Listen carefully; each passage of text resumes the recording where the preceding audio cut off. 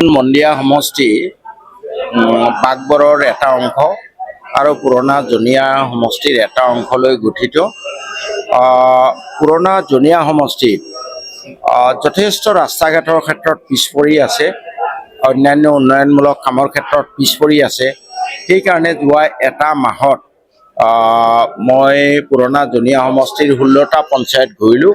ৰাইজৰ যথেষ্ট উৎসাহ। আমি ভাবিছোঁ 26ৰ নিৰ্বাচনত ৰাইজে বিপুল ভোটত মোক বিজয়ী কৰিব।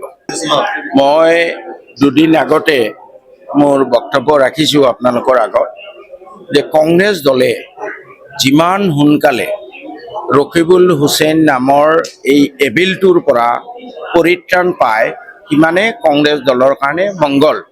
আশা কৰোঁ কংগ্ৰেছ হাইকমাণ্ডে উপলব্ধি কৰিব পাৰিব।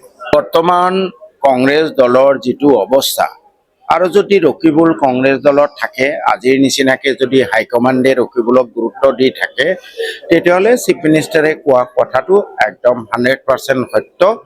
আৰু ৰাইজৰ দলে যিহেতু আমি বিচাৰিছোঁ যে অসমৰ পৰা সাম্প্ৰদায়িক বিগবাষ্প নোহোৱা হওক, অসমখন জুবিনদাৰ অসম হওক, গতিকে মই ভাবোঁ যে 2031 চনত ৰাইজৰ দলে চৰকাৰ গঠন কৰিব।